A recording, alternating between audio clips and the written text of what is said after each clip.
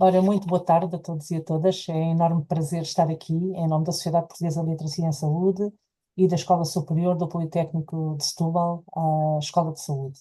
Estamos aqui para apresentar os trabalhos, intitulado o tema Humor em Saúde, das participantes no curso de Marketing em Saúde. Os trabalhos são muito interessantes. Tenho comigo a professora Célia Soares, que é coordenadora do departamento, e passarei então a apresentar sucintamente o programa e a agradecer a vossa presença e também os trabalhos feitos aqui por estas investigadoras, muito úteis, que serão publicados num e-book, num livro digital com a chancela da Sociedade Portuguesa de Literacia em Saúde, Humor em Saúde. Vou então partilhar o programa para brevemente saberem o que é que vamos tratar. Então, está quase a partilhar. O, o trabalho foi feito no âmbito da Escola Superior de Saúde de Setúbal, com a docência, com a minha docência, no âmbito da Sociedade Portuguesa de Literacia em Saúde, e por isso entre hoje e amanhã, 5 e 6 de maio, teremos dois grupos de investigadoras que apresentarão os seus trabalhos de humor em saúde. Hoje, o programa de 5 de maio, além da minha intervenção, terá a intervenção da professora doutora Célia Soares e depois iniciaremos com a médica oftalmologista Daniela Oliveira e a enfermeira Paula Pimpão, com o tema Playlist do Coração, uma experiência humanizada na cirurgia ambulatória. Seguidamente teremos a terapeuta ocupacional Estefânia Lares e a doutora Joana Pinto da Costa, investigadora com a vacinação é um assunto sério, mas pode e deve ter graça. Seguidamente, teremos a fisioterapeuta Andreia Azevedo de Almeida e a fisioterapeuta Teresa Luís Dias, com o tema A relação bidirecional entre o humor e a atividade física em pessoas com depressão. Seguidamente, terá a apresentação a enfermeira Ana Grossinho, com a higienista oral Cláudia Pereira, com o tema O humor como estratégia de mudança de comportamento em saúde com crianças e jovens, uma revisão integrativa. Vou interromper a partilha e tem a palavra a senhora professora Célia Soares. Obrigada, professora Cristina Vaz de Almeida. Bom, boa tarde a todas e, bom, no caso a todas, a todos para quem nos vir depois. Bom, eu estou aqui na minha qualidade de coordenadora do Departamento de Ciências Sociais e Humanas, que é o promotor, no fundo, destes cursos de microcredenciais e também enquanto coordenadora do próprio curso, não é? Sobre a docência da professora Cristina Vaz de Almeida. Quero apenas dirigir-vos umas breves palavras de encorajamento e de agradecimento por terem manifestado o interesse e estarem aqui connosco nesta formação. É a quarta edição deste curso de marketing que fazemos em saúde. E foi com muito agrado que vi a temática do programa, quando a doutora Cristina partilhou comigo, a professora Cristina partilhou comigo.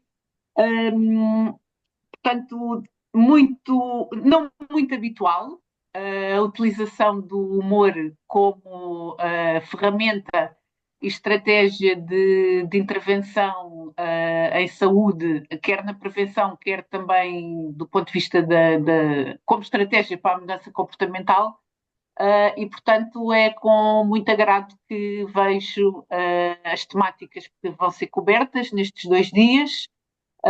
Estou certa que serão momentos de partilha muito interessantes e, portanto, queria agradecer-vos a vós e também à professora Cristina pela organização deste evento e desejo ótimas apresentações e algum momento de partilha e discussão após essas apresentações.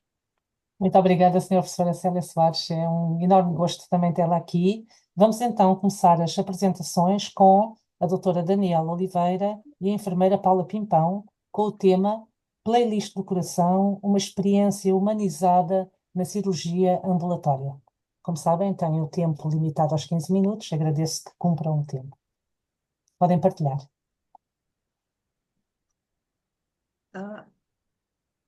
Paula, Estão me ouvindo? Sim, sim, sim, estou a compartilhar, sim. Vou só Ah, meter obrigada. aqui em modo apresentação. Ok, acho que está. Ai, peço desculpa, peço desculpa porque estava programada para ser apresentação na semana passada. Essa semana, tanto hoje quanto amanhã, estou no bloco operatório, por isso que eu não quis dizer nada quando deram a opção do dia 5 ou 6. Eu falei, oh meu Deus. Então, os colegas estão lá a operar e eu vim aqui na sala Muito para obrigada. participar. Muito obrigada. E, é assim, é com grande satisfação que temos aqui o nosso trabalho sobre a playlist do coração, que ela fala exatamente sobre essa temática, não o humor, como trazer o humor para não só para o paciente, como mesmo para a equipa. Foi nessa temática, ou seja, o humor não é só a gargalhada, mas é mesmo o estado de espírito. E daí a ideia dessa apresentação. Então, como é que eu passo? Não, tá. Ah, então, assim, isso tudo surgiu quando se fala cada vez mais na humanização do atendimento humanizado, personalizado para os pacientes. Isso não é mais uma questão de ideal, mas sim convencer uma prática realmente diária do serviço de saúde. Então, é a humanização, a chamada humanização dos cuidados na saúde. E nesse ambiente hospitalar é que desenvolvemos essa ideia simples, mas que temos muitos resultados, bons resultados, que faz com que a cirurgia de oftalmologia ambulatória, que é uma cirurgia no qual os pacientes, esse tipo de cirurgia são pacientes que têm diagnóstico de lesões, muitas das vezes tumorais são, não sabemos se são benignas ou malignas, mas quando ele vem para o bloco, ele sabe que é uma lesão, que não melhorou, e que realmente tem que ir para a cirurgia e o diagnóstico vai ser através da biópsia. Então, esse contexto todo, essa carga, que é muito pesada para o próprio paciente, ficar ali com anestesia local, porque é como uma reconstrução, ele tem que ter os olhinhos abertos para saber o quanto de pele eu vou tirar. Ele, a partir daí, eu tenho que ter a colaboração dele. E são cirurgias que levam 1 hora de reconstrução. Então, a música, posso passar? Eu não sei aqui como é que eu consigo, Paula, por favor. Então, o objetivo geral é essa experiência inovadora e humanizada, implementada nesse intraoperatório, no caso, é no hospital, o antigo São Bernardo, a unidade local de saúde da Rábida. Os objetivos específicos, então, é sintetizar esses impactos, que até eu venho aqui propor à professora Cristina, de repente, num futuro, até fazermos mesmo, porque um artigo com até questionário. Eu até cheguei a dar, nós demos entrada, eu e a Paula, a ideia, demos entrada na comissão de ética hospitalar, mas o resultado, eles pediram documentações e ainda não foi possível, ainda não tivemos isso. Mas quem sabe um artigo até já com a resposta deles, né, a participação deles realmente no questionário. E isso é como ajuda de uma forma simples a ter bons resultados. A próxima, por favor. Então, a metodologia foi uma pesquisa qualitativa, descritiva, exploratório, quando que foi justamente estudar essa parte da música, como a música ela vai interferir nesses outcomes, nesses resultados finais, beneficiando sempre o paciente. Lembrando que a música também são músicas dentro o som não é alto, é dentro dos fatores, né, das boas práticas clínicas. Então, e é uma pergunta simples. Quando o paciente entra no bloco, nós perguntamos qual é a música que marcou a sua vida. E a partir daí desenvolve-se uma panóplia, porque cada pessoa tem a sua experiência de vida. A música vai trazer um momento que faz lembrar situações boas, né? Normalmente são boas, e que também nessa abordagem, também é um repertório que vai desde o fado, do rancho folclórico, já teve heavy metal, tem aqueles que às vezes são indecisos, e aí dizem, como a médica é luso-brasileira, vou pedir um Roberto Carlos. Então, e com isso, a equipe e mesmo o paciente ficam muito bem, ou seja, mesmo a sedação, observamos que não temos que estar ali a estar sempre a dar mais sedação local, ele coopera e corre muito bem. Mas através dessa pergunta-chave, que é: qual é a música que marcou a sua vida? Então, é justamente na análise de dados, acho que a Paula, a partir daqui, complementa? Ok. Em termos de resultados, portanto, foi criada no fundo aqui uma tabela que mostra, por um lado, o resultado e qual é que é o significado que isso tem para cada uma das pessoas, na sua individualidade, e realmente os resultados são consistentes com aquilo que é a literatura também desenvolvida.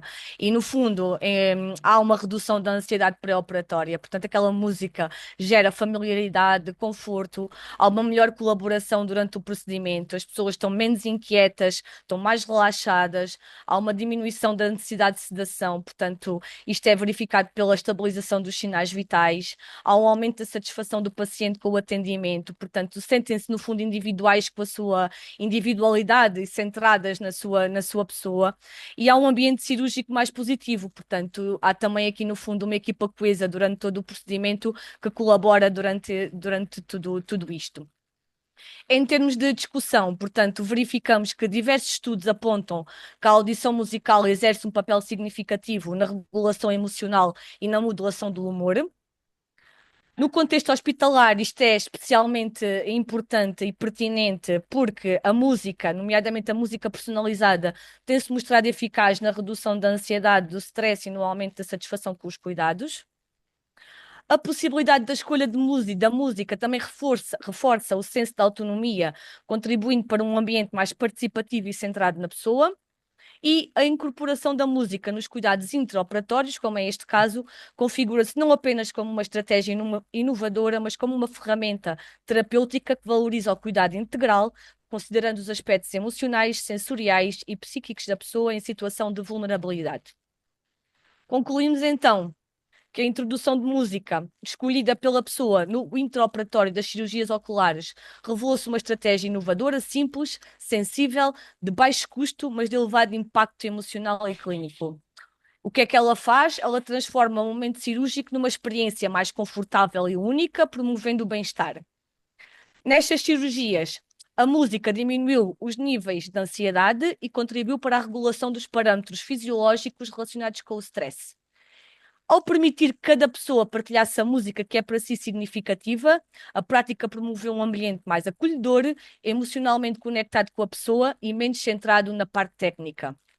E recomenda-se que experiências semelhantes possam ser ampliadas, sistematizadas e avaliadas em diferentes contextos, tal como já estávamos aqui a prever, e inclusive, como a Daniela disse, ainda fizemos um questionário, enviámos para a Comissão de Ética, mas não tínhamos tempo para desenvolver muito mais do que isto. Em jeitos também de conclusão, dizer só que esta frase também nos deu aqui algum significado especial e que diz que na era da saúde centrada na pessoa, práticas como esta reforçam o papel da empatia como uma ferramenta clínica multidisciplinar. E no campo do marketing em saúde, no curso onde estamos, nada gera mais valor do que uma experiência memorável e verdadeira. E se a saúde é riqueza e se a comunicação pode melhorar a saúde, isso tem implicações sociais positivas. A bibliografia utilizada, e gostaríamos só de convidar o grupo a também, tal como os pacientes durante as cirurgias, a se deixarem levar pelo ritmo e a sentirem a experiência.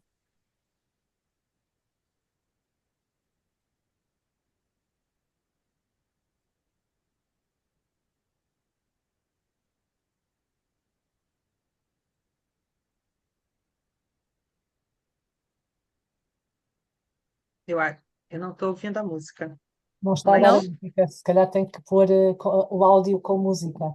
Ai, Tem que mas eu clicar. estou a ouvi-la, se calhar só É, outro no meu computador. é. Mas as imagens são Hum, muito bonitas. Também Eu não vou cantar porque eu sou péssima. What a wonderful world. o Louis Armstrong, tenho a certeza que nós sabemos É. ouvir, ouvir no final, de certeza absoluta, e passamos no final.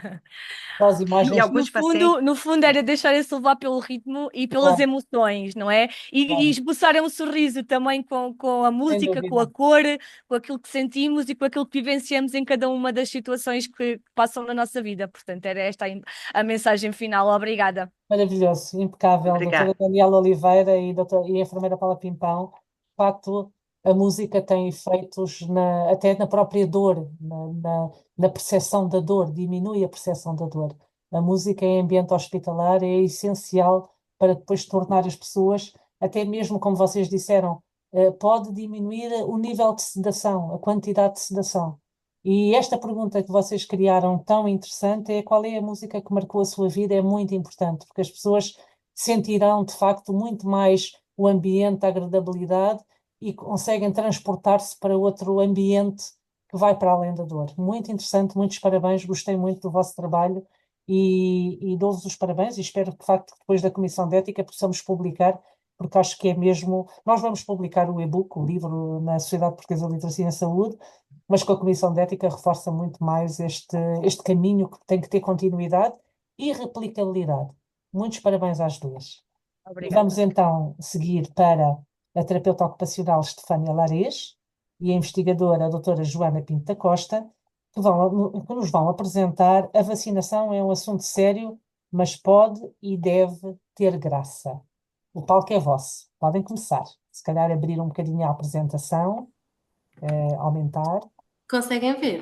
Sim, sim, sim, sim. Sim, Muito bem.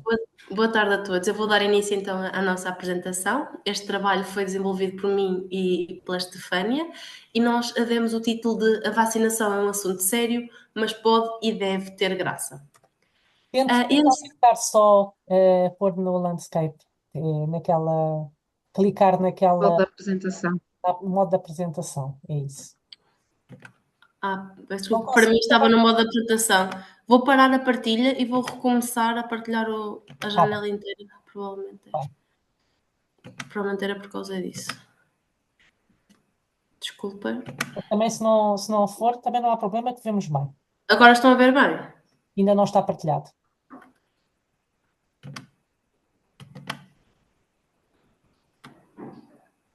Peço desculpa. Agora já deve estar. Ok, Confirma? Estão a ver? perfeito. Vamos a isso. sim. O nosso trabalho é então intitulado A vacinação é um assunto sério, mas pode e deve ter graça.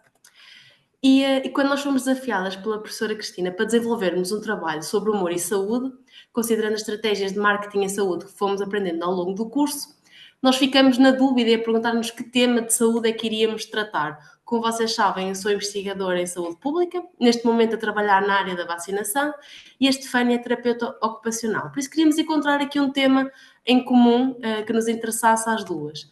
Levantamos algumas questões, trabalharíamos na área da terapia ocupacional, na vacinação, ou até mesmo noutros temas como o humor e o desporto. Até que eu, durante o meu trabalho, encontrei esta frase que dizia que um estudo realizado em 2017 sugeria que estar de bom humor no dia da vacinação contra a gripe aumentava a sua eficácia. E quando eu partilhei com a Estefânia esta curiosidade, que foi uma coincidência que eu não estava à espera, achamos que podia ser realmente um tema interessante e definimos que íamos trabalhar sobre o humor e o seu impacto na vacinação e na imunidade. E fomos então ler um bocadinho mais sobre o assunto. Nós neste trabalho definimos o humor de uma forma abrangente, ou seja, a capacidade de reconhecer, criar ou apreciar o que é divertido, a capacidade de transformar o negativo em positivo, o riso, o otimismo, a esperança, o bem-estar, o afeto, ou seja, tudo o que seja capaz de desencadear reações positivas. Sabemos que o humor pode ser genuíno, simulado ou até estimulado, e ambos parecem ter benefícios para a saúde, como promotor da saúde e do bem-estar, com medidas clínicas como o aumento do limiar da dor, a redução da pressão arterial, o alívio de sintomas de ansiedade ou depressão e também a melhoria do sono, entre tantos outros que com certeza vamos ouvir ao longo das apresentações de hoje. e quisemos então saber o que é que se sabe sobre o humor e a imunidade. E alguns autores sugerem que os sistemas emocional e imunitário estão interligados. São ambos sistemas que se adaptam ao ambiente, a fatores externos, são dinâmicos e adaptáveis. E sabemos que quando estão regulados de forma adequada, parecem proteger o organismo. Quando em disfunção, podem torná-lo vulnerável. E encontramos também que realmente estados de humor positivos parecem estimular o sistema imunitário inato. E voltamos então àquele que foi o promotor deste tema, em que os autores encontraram que o humor positivo, sobretudo no dia da vacinação, apesar que eles avaliaram também o humor nas semanas antes da vacinação, mas este era o que tinha uma maior associação com uma melhor resposta imunitária, medida pelo maior número de anticorpos. E curiosamente, pelo menos eu achei curioso, outros fatores como o sono, a dieta ou o stress não tinham qualquer associação com o desenvolvimento de anticorpos. E por isso nós perguntamos se intervenções simples que promovam o humor antes, próximo da vacinação, podem potenciar a eficácia vacinal? E pensamos como é que este humor podia ser então integrado na prática clínica. E conversar sobre o tema, questões simples, tal como os colegas sugeriram, o que é que fez rir recentemente, coisas que sejam queridas para a pessoa, ou seja, transportar a pessoa para um momento, para uma memória feliz, que pode criar ali um momento positivo. Usar o humor na prática clínica pode fortalecer a relação entre o profissional de saúde e do utente e abrir espaço para prescrever o riso como terapia, que nós sabemos que vai ter efeitos provavelmente com a vacinação, mas também outros efeitos em outros parâmetros da saúde, sem efeitos adversos que identifiquemos. Então, como métodos, nós definimos o nosso público-alvo, profissionais de saúde que estivessem envolvidos na vacinação sazonal. Claro que estamos a falar maioritariamente de enfermeiros, mas também podemos falar de farmacêuticos, técnicos de farmácia ou qualquer outro profissional de saúde que esteja envolvido neste processo. E depois também restringimos a população de pessoas com 65 ou mais anos, porque é nesta população que se verifica a maior parte dos óbitos e hospitalizações associados à gripe. Claro que a vacinação está aberta a toda a população, é aconselhável grávidas, pessoas imunodeprimidas, idosos e profissionais de saúde são fortemente recomendados a vacinar-se, mas achamos que seria mais vantajoso incidir principalmente nas pessoas com 65 ou mais anos. Como objetivos, queríamos maximizar ou alavancar os ganhos em saúde através do humor, aproveitar este impacto positivo que o humor tem, não só a nível físico, como conseguimos ver, mas também a nível emocional, para promover então o humor como uma ferramenta de comunicação, para podermos humanizar o ato vacinal. O ato vacinal é uma coisa mecânica, vamos dizer assim, mas o humor pode trazer alguma empatia, alguma humanização e fortalecimento da relação terapêutica entre o profissional de saúde e o utente. Com o humor, também se prevê que possamos aumentar a literacia em saúde, sobre a relação entre o bem-estar emocional e a imunidade, incentivando comportamentos promotores de saúde como o riso. Aqui o profissional de saúde vai ter um duplo papel, tanto vai ser um promotor, não é? Porque vai promover o bem-estar ou o humor no utente, mas também vai ser um capacitador, porque vai partilhar esta informação com o utente, de como esta relação entre o bem-estar emocional e a imunidade existe. Eu acho que me lembro qual é que era a última frase, mas eu não a conseguia ver aqui. Exato, estava apagada, não sei porquê. E reforçar o envolvimento ativo entre os profissionais de saúde e os utentes. Reforçar esta ligação entre os dois. Então, o humor integrado de forma simples no processo de vacinação, como é que podemos fazer isto? podemos fazer não só através de formações ou materiais de apoio sobre a relação entre o humor e a imunidade, neste caso dirigido aos profissionais de saúde. Obviamente que também já é subejamente sabido que os profissionais de saúde já têm muitas tarefas em mãos, já são constantemente bombardeados com extras no seu fluxo de trabalho, mas o que se pretende é que possam ser formações simples, material de apoio também de fácil acesso sobre esta relação entre o humor e a imunidade. Nestas formações ou materiais de apoio também poderão haver sugestões de atividades que, fazendo sentido ao próprio profissional de saúde, porque é claro que se isto tem que também ir ao encontro do que é natural em cada um de nós, não é? De que forma é que nós podemos usar o humor enquanto ferramenta terapêutica, mas podemos dar estas sugestões de atividades, e também podem ser distribuídos alguns materiais audiovisuais, como autocolantes, com mensagens positivas que se possam dar aos utentes, vídeos curtos com humor, cartões, etc. Aqui sim material que possa ser utilizado para partilhar com os utentes e facilitar esta utilização do humor na vacinação. Temos aqui exemplos deste tipo de material, um autocolante que poderia eventualmente ser dado no momento da vacinação, ou um material de apoio que possa ser usado também pelo profissional de saúde, neste caso, para falar sobre a humanização no ato vacinal. Então, promover o humor como coadjuvante terapêutico terá muitas vantagens, é sobretudo acessível, tem pouco ou nenhum impacto financeiro. Aqui o impacto financeiro estamos a falar deste tipo de material, de divulgação, de partilha ou de formação de profissionais. Não terá mais impacto financeiro do que este, será fácil de aplicar, fácil de escalar para várias instituições de saúde. Como também já vimos, o humor não tem contraindicações, pelo menos que nós saibamos, nem efeitos secundários, portanto é ótimo, e tem os óbvios benefícios fisiológicos, mas também tem benefícios relacionais e emocionais, sobretudo aqui então na relação terapêutica. Quando a relação terapêutica é melhor, também haverá melhor comunicação e maior literacia em saúde e, sobretudo, maior empoderamento do utente, que também é muito importante. Por outro lado, pronto, também há aqui algumas coisas que devemos ter em conta. É importante enquadrar esta questão do humor no contexto sociocultural em que a pessoa está inserida e nas especificidades de cada indivíduo, não só do profissional de saúde, como do utente, dado que este ato vacinal, estamos a falar sobretudo de enfermeiros, enfermeiros de família que conhecem os utentes, também conseguem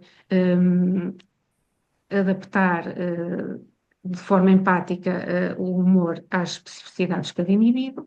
E também devemos ter em conta barreiras que existem também nos serviços, como o tempo que temos disponível em cada ato vacinal, com cada utente, a disponibilidade emocional que o utente também tem naquele momento e o profissional de saúde também, obviamente. Eu estou-me a lembrar que no meu caso, não é? Eu Tem mais 30 segundos.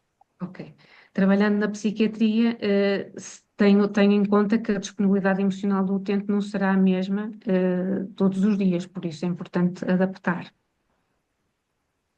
Muito obrigada pela vossa atenção. Muito bem. Muitíssimo interessante, doutora Estefânia Lares e doutora Joana Pinto da Costa. De facto, o humor é uma ferramenta terapêutica, há evidência disso. Vocês também foram buscar o Eiling e outros em 2018, o humor positivo no dia da vacinação, muito interessante, ir buscar estes autores e fazer a ponte entre o bem-estar emocional e a imunidade para aumento da literacia em saúde.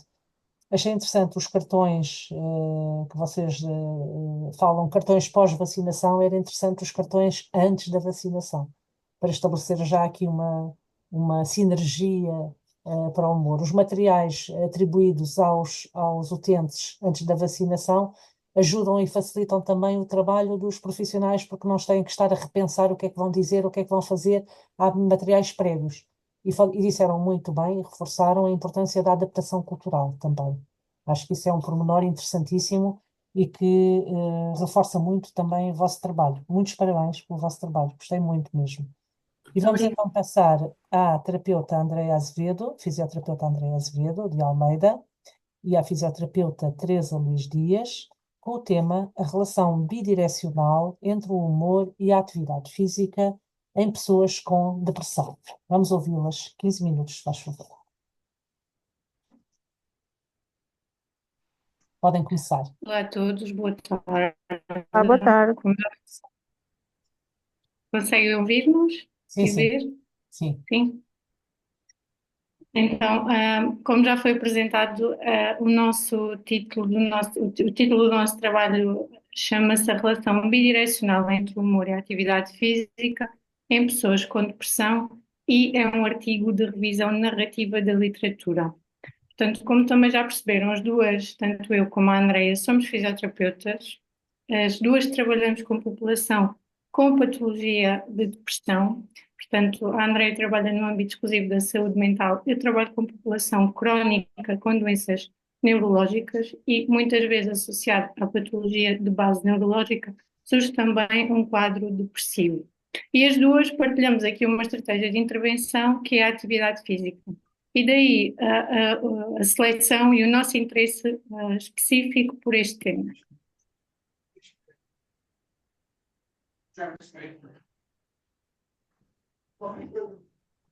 Então, o que sabemos é que mundialmente 5% dos adultos sofrem de depressão, que é mais prevalente nas mulheres, com uma prevalência superior a 50%, que em Portugal apresenta uma taxa de prevalência mais alta que nos restantes países da União Europeia, com uma percentagem de 12%, e que tem um grande impacto na qualidade de vida, que torna incapacitante, pode se tornar incapacitante, e que também existe um déficit no acesso aos tratamentos adequados nesta área. Sim, efetivamente, da nossa revisão de literatura, aponta-se que uma baixa percentagem da população diagnosticada com depressão tem acesso a tratamento, quer farmacológico, quer psicoterapêutico adequado. E esta é uma preocupação que surge ao nível mundial, ao nível da União Europeia e também ao nível de Portugal, sendo uma necessidade identificada nos vários programas nacionais de saúde em Portugal, nomeadamente no plano até 2030, e tem efetivamente aqui um programa nacional destacado e específico para a saúde mental no nosso contexto. Então, ao nível da intervenção que surge recomendada como gold standard para esta população, como já referi, que inclui tanto a farmacologia como o acompanhamento por parte da psicoterapia, surge em paralelo uma abordagem com resultados significativos para esta população e essa abordagem tem aqui um caráter de agente antidepressivo, que é a atividade física. A atividade física atua através de mecanismos biológicos e através de mecanismos psicossociais. Ao nível de mecanismos biológicos, podemos destacar os efeitos positivos que a atividade física produz na neuroplasticidade, nomeadamente através da produção de diferentes redes de neurónios, por exemplo, reduz o nível inflamatório, aumenta ou aqui tem efeito no stress oxidativo e promove desta forma efeitos antidepressivos. Ao nível de mecanismos psicossociais, a atividade física já está verificado que produz efeitos na melhoria da autoestima, nomeadamente na forma como o indivíduo percepciona a sua imagem corporal, portanto, uma imagem corporal mais positiva. Tem aqui também impacto ao nível da rede do apoio social e ao nível da autoeficácia do próprio, ou seja, a eficácia que o indivíduo atribui à capacidade que ele prevê de conseguir fazer determinada tarefa, determinado comportamento. E desta forma também reduz os sintomas depressivos. Ou seja, na revisão da literatura, aquilo que nós encontramos é que esta abordagem demonstra ter efeitos estatisticamente significativos, que já foram corroborados aqui em diferentes tipos de estudos, nomeadamente meta-análises, que promovem, por um lado, para pessoas ditas saudáveis, menor probabilidade de desenvolver depressão. Por outro lado, para a população já diagnosticada, esta abordagem demonstra ter efeitos antidepressivos no sentido de reduzir os sintomas que já estão diagnosticados. Então, como barreiras na adesão à terapia pela atividade física, existe o pouco tempo de consulta, portanto, temos pouco tempo para preparar com o utente estratégias para fazê-los aderir à atividade física. A priorização da terapia farmacológica, normalmente opta-se por seguir uma terapia farmacoterapia em detrimento deste tipo de estratégias.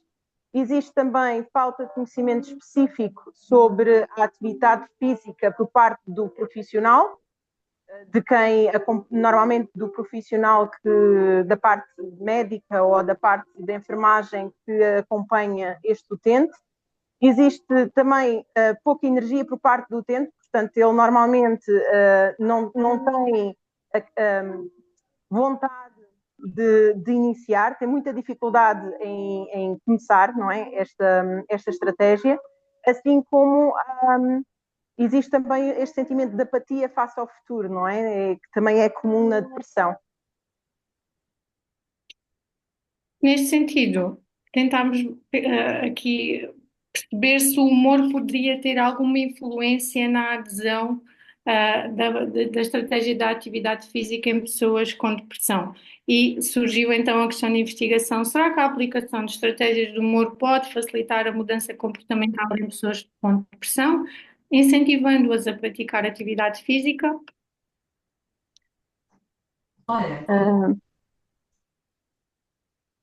Sim?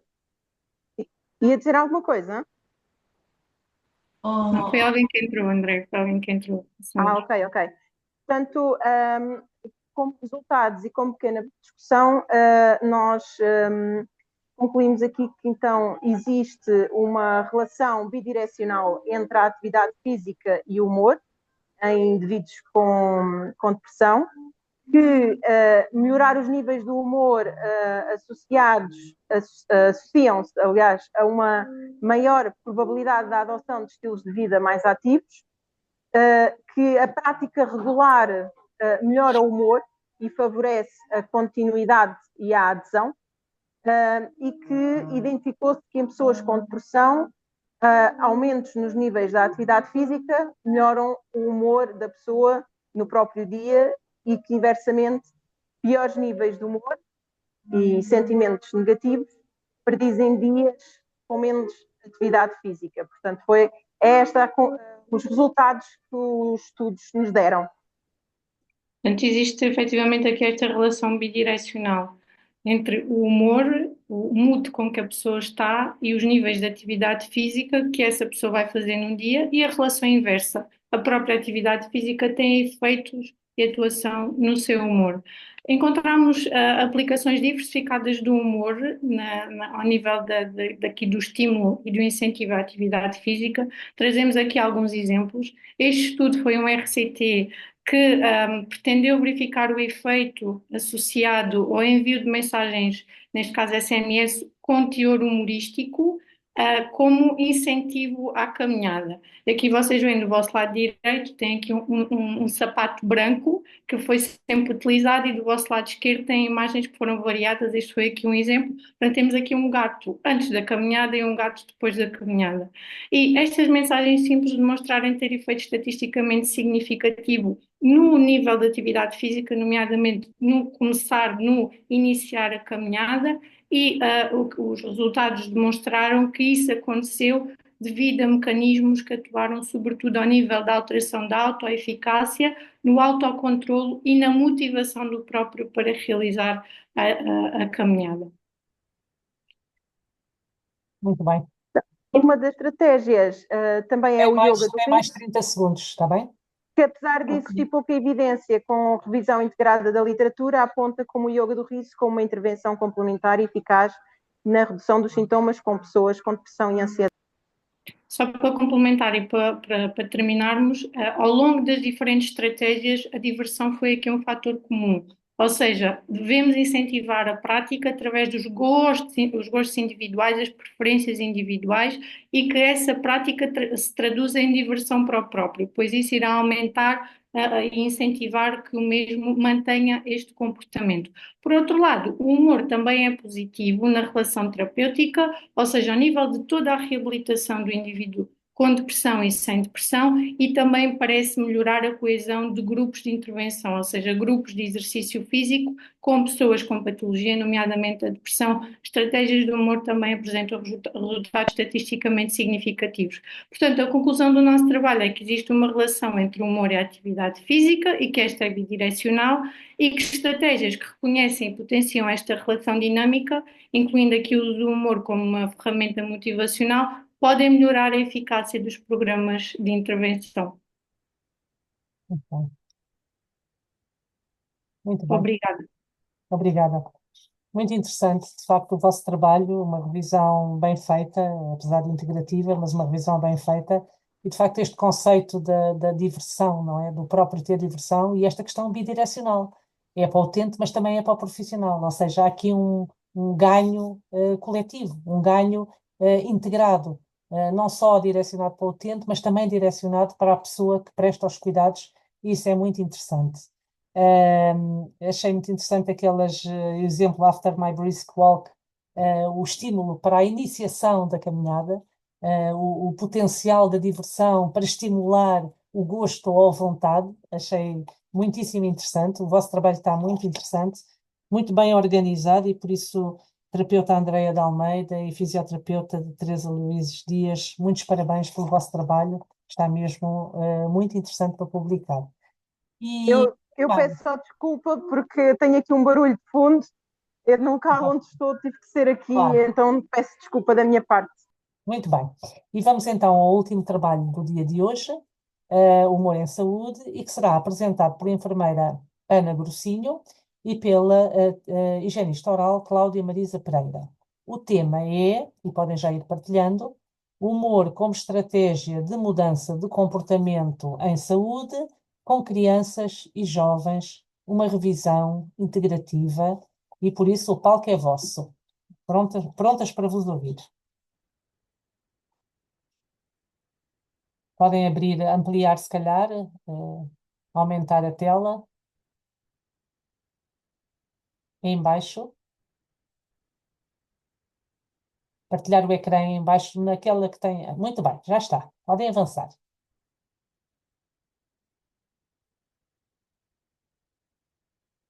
Quem é que começa? Não estou a ouvir. Pronto, agora já está. Já.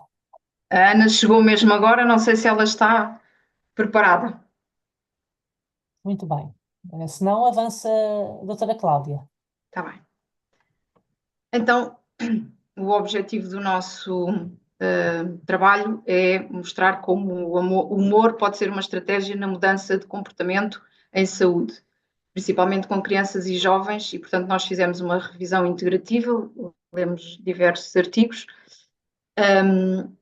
Temos aqui, portanto, o nosso trabalho está dividido no enquadramento teórico, metodologia, resultados, discussão, conclusão e as respectivas referências bibliográficas. Nós sabemos que o humor é conhecido como um recurso comunicacional, terapêutico e educativo em saúde, facilita a comunicação, sabemos que reduz a ansiedade e promove a aceitação de mensagens de promoção de saúde e, portanto, o nosso objetivo foi analisar, através de uma revisão integrativa, o contributo do humor para a promoção da saúde e mudança de comportamento em crianças e jovens. Nós percebemos que, para além da redução da ansiedade, o humor melhora a comunicação e promove a aceitação de mensagens de promoção de saúde. Pode ser aplicado em vários contextos, nomeadamente o contexto clínico, escolar e comunitário, e acaba por, em conjunto, contribuir para a melhoria da saúde e do bem-estar.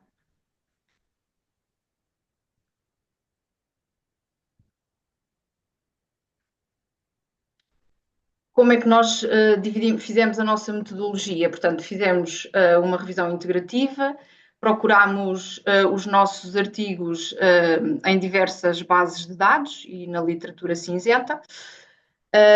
Tivemos como critérios de inclusão estudos realizados entre 2016 e 2025, em português, inglês ou espanhol, e com o foco no humor como estratégia de mudança e de comportamento. Excluímos estudos teóricos ou opinativos e onde não havia ligação direta à promoção da saúde. Fizemos a triagem destes estudos em 2 fases, portanto, lemos os títulos e os resumos e fizemos leitura integral dos mesmos, e ao todo foram incluídos 8 estudos. 6 artigos científicos e 2 documentos de literatura cinzenta, portanto, uma dissertação e uma scoping review. As metodologias utilizadas nestes estudos foram maioritariamente qualitativas, 2 estudos descritivos e uma revisão narrativa. Como eu já disse, a origem dos estudos foi em Portugal, Singapura, Estados Unidos. A população-alvo foram crianças hospitalizadas, adolescentes em contexto escolar e comunitário e adultos. Estes contextos foram aplicados, portanto, em contexto clínico ou pediátrico, em contexto de educação para a saúde, em ambiente escolar e em ambiente comunitário. Os estudos identificados foram triados e incluídos conforme o fluxograma do prisma. Depois, o que é que nós obtivemos como resultados? Percebemos que o humor pode ser utilizado como comunicação terapêutica, ou seja, facilita a empatia e o conforto, tanto de quem está, quem é o alvo desse humor, como de quem pratica, digamos, esse humor do profissional. Pode ser uma ferramenta educativa, ou seja, o humor contribui para que a aceitação das mensagens e a compreensão das mensagens em termos de saúde sejam compreendidas melhor e mais facilmente aceites. Há uma promoção do bem-estar emocional, ou seja, ao haver a mudança de comportamento e da compreensão das mensagens, o bem-estar melhora. E pode ser também considerado um elemento social positivo entre pares. Portanto, quando entre pares utilizam o humor, essa mensagem também passa mais facilmente. E, portanto, nós identificámos o humor como tendo, aumentando a aceitação das mensagens, motiva a adoção de comportamentos saudáveis, reduz a ansiedade e facilita a colaboração em termos dos cuidados de saúde, promove a comunicação acessível e educativa e inclusiva. Há inclusive um dos estudos onde se utiliza o humor para transmitir mensagens a crianças e a adultos com dificuldades auditivas. E outro dos estudos mostra que os profissionais que trabalham com crianças e que utilizam o humor para criar uma relação de empatia também funciona muito bem. Ana, quer continuar? Vou pedir à Cláudia para ir passando, que eu já não tenho aqui o controle. Está bem, está bem. Vou começar então a apresentar então a discussão. Eu peço desculpa pela minha entrada tardia, mas isto hoje no meu serviço estava complicadíssimo. Tivemos um caso de suspeita de sarampo e então eu estava a ver a coisa negra para sair, mas pronto. Vamos lá. Então é assim. Os estudos incluídos demonstraram que o humor é eficaz na promoção da saúde das crianças e jovens, aplicando-se em diversos contextos, seja o clínico, seja o educativo e até no comunitário. Esta eficácia foi evidenciada, entre outros, desculpa, que a minha gata está aqui, resolver fazer a geneirada. Esta eficácia foi evidenciada, entre outros, por Larson e Jensen Melo, Glorioso et al. Também, Engelberg e Schoen. Portanto, praticamente todos eles evidenciaram isto. A utilização do humor mostrou ser importante na redução da ansiedade e na facilitação da participação ativa das crianças nos cuidados de saúde, como referem também Melo e Larson e Jensen. Além disso, contribui para a melhoria da comunicação e para a aceitação de mensagens educativas, inclusive em populações com necessidades comunicacionais específicas. Este estudo que a Cláudia ainda agora referiu. Pode passar, Cláudia. Portanto, os resultados da revisão também evidenciaram que o humor reforça comportamentos preventivos e influencia positivamente as relações entre os pares, como demonstrado nos estudos de Schoen et al., Locke et al., desses dois demonstraram. Valoriza-se ainda o humor como uma competência relacional essencial para a humanização dos cuidados de saúde, tal como salientado pela professora Por fim, Barro et al. Portanto, eles reforçaram a importância do humor na prática da enfermagem pediátrica, promovendo a adaptação das crianças e o seu bem-estar emocional. Obrigada. Relativamente às implicações práticas, agora temos as implicações práticas e as limitações. Relativamente às implicações práticas, os estudos analisados reforçam que o humor promove o bem-estar emocional, a participação ativa, a humanização dos cuidados em saúde pediátrica.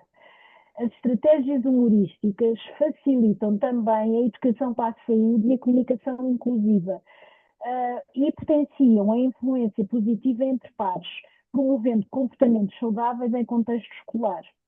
No que respeita às limitações, destaca-se a escassez de estudos centrados especificamente na saúde oral em crianças e jovens, a ausência de avaliação metodológica formal nos estudos incluídos e a necessidade de investigação futura sobre intervenções humorísticas estruturadas para a prática pediátrica e juvenil. Pode passar. Obrigada. A presente revisão integrativa evidenciou que o humor é uma estratégia valiosa na promoção da saúde das crianças e jovens, assumindo funções pedagógicas, terapêuticas e relacionais. Os estudos analisados demonstram que o humor contribui para melhorar a comunicação, reduzir a ansiedade, aumentar o envolvimento e facilitar a adesão a comportamentos saudáveis, sendo eficaz em contextos clínicos, educativos e comunitários. Apesar da escassez de investigações específicas em saúde oral pediátrica, os estudos convergem na valorização do humor como recurso promotor do bem-estar e facilitador da humanização dos cuidados. Assim, recomenda-se a sua integração consciente nas práticas de saúde e educação, bem como o desenvolvimento de futuras intervenções humorísticas estruturadas, adaptadas às necessidades das crianças e dos jovens. E pronto, e terminamos a nossa, muito obrigada, terminamos a nossa apresentação. Bem, podem tirar a partilha e dizer-vos que, de facto, este trabalho também está muito bem estruturado. Seguiram aqui a metodologia do Whitmore e o Knopf de 2005 da revisão integrativa, muito bem, e não incluindo os artigos que não falavam sobre promoção da saúde, situando bem o estudo numa década, entre 2016 e 2025, e estes resultados como ferramenta educativa, que eu acho interessantíssimo, e da influência por pares, porque as crianças aprendem por modelação, precisam de facto de estratégias pedagógicas interessantes e diversificadas que os estimulem na aprendizagem, mas também confiam nos seus pares. E vocês aqui tocaram neste ponto do reforço da influência entre pares, que é muito interessante e é muito importante. Está um trabalho muito bem feito, dou-vos os parabéns. O humor como estratégia na mudança de comportamento em saúde com crianças e jovens. E por isso terminamos hoje o nosso webinar com estas apresentações. E amanhã teremos mais, no dia 6 de maio, amanhã vamos apresentar mais 4 investigadoras, a Carolina Reina e a Maria Velosa, e a Marta Martins e a Sandra Matela. Será às 18h30 e convido-vos também a estar. Em nome da Sociedade Portuguesa da Literacia. Eu peço desculpa, mas eu amanhã não vou poder estar. Eu peço desculpa. Eu amanhã, mesma hora, tenho as aulas da pós-graduação. Não vou conseguir estar presente. Sem problema, a fisioterapeuta Andreia será gravado, mas quem puder estar, venha, que será muito bem-vindo.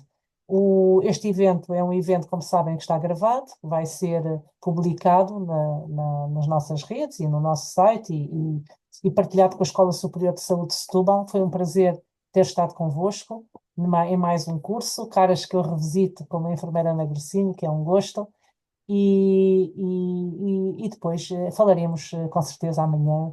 E muito obrigada pela vossa presença e, sobretudo, pelo vosso estudo e vosso trabalho. A publicação do Humor em Saúde sairá dentro de 3 semanas. Teremos o gosto de ver publicados os vossos trabalhos. Muito obrigada. Obrigada. Assim. Obrigada, até amanhã. Obrigada. Obrigada. Vamos tirar uma foto se conseguirem abrir a câmara. A Estefânia, não sei se está aí, a Andreia. Ai, tão linda. Já está. Muito obrigada. Até amanhã. Obrigada.